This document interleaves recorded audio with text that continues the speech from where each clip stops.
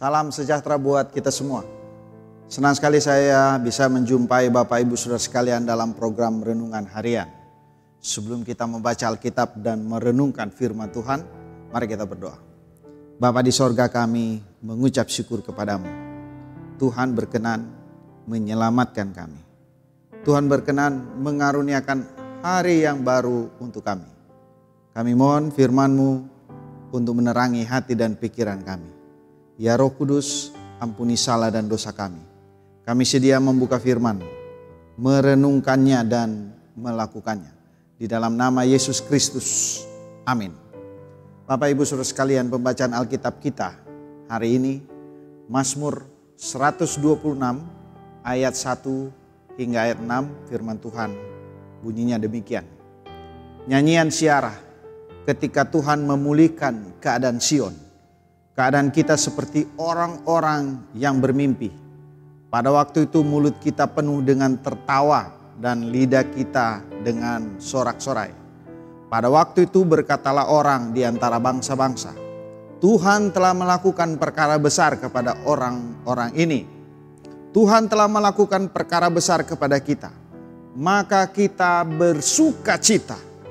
Pulihkanlah keadaan kami ya Tuhan, seperti memulihkan batang air kering tanah Negeb. Orang-orang yang menabur dengan mencucurkan air mata akan menuai dengan sorak-sorai.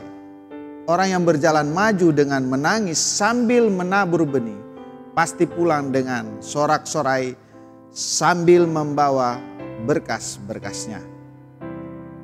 Sehubungan dengan bacaan Alkitab kita, tema renungan kita ialah pemulihan. Saudara-saudara, apa yang kita pahami dengan pemulihan? Dari keadaan buruk menjadi baik? Dari sakit menjadi sembuh? Dari duka cita berubah sukacita? Menurut Kamus Besar Bahasa Indonesia, kata pemulihan berarti kembali baik atau kembali sehat. Atau kembali sebagai semula. Sembuh atau baik kembali. Baik kembali tentang luka, sakit, kesehatan, atau menjadi baik, baru lagi. Itulah Kamus Besar Bahasa Indonesia. Saudara-saudara, kemampuan Allah untuk memulihkan kehidupan sungguh di luar pemahaman manusia. Misalnya, hutan yang terbakar dan mampu bertumbuh kembali. Tulang yang patah bisa tersambung atau sembuh. Bahkan perasaan kita yang tadinya berduka cita bukanlah keadaan yang permanen. Ternyata air mata kita bisa merupakan benih yang akan bertumbuh menjadi tuaian sukacita karena Allah sanggup mendatangkan kebaikan bagi sebuah tragedi. Ketika dibebani oleh kesusahan, ketahuilah bahwa masa duka cita akan berakhir dan akan membawa masa sukacita. Kita harus bersabar ketika menunggu. Tuaian sukacita besar dari Allah sedang menjelang. Saudara-saudara, Lembaga Alkitab Indonesia memberi judul bacaan kita, Pengharapan di Tengah-Tengah Penderitaan. Yang pada ayat bacaan kita merupakan ratapan dalam kesulitan yang sama dengan situasi yang kita hadapi untuk terus berharap akan pertolongan Tuhan.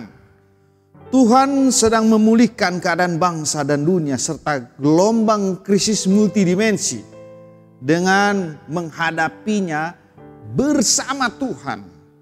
Respon orang percaya seperti pemazmur, bermimpi. Mereka mengalami sukacita dalam mimpi.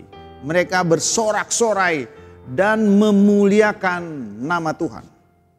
Amin. Kidung Jemaat 439. Bila topan keras melanda hidupmu.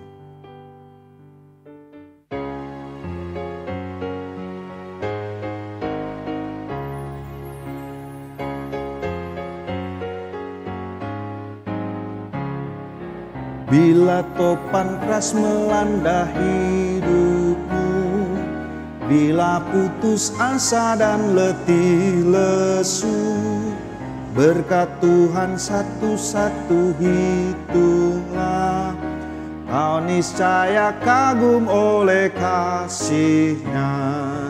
Berkat Tuhan mari hitunglah, kau kan kagum oleh kasih-Nya. Berkat Tuhan mari hitunglah, kau niscaya kagum oleh kasih-Nya. Mari kita berdoa. Bapa di sorga, kami mengucap syukur atas kuasa-Mu yang memulihkan keadaan dari keadaan buruk menjadi baik. Sungguh Tuhan, kami tidak ada respon yang terbaik selain bersukacita, bergembira. Walau kami tahu kami berada di tengah dunia yang serba ketidakpastian. Tuhan tolong keluarga kami untuk terus dipulihkan di dalam kuasa-Mu. Dalam nama Yesus Kristus kami berdoa. Amin.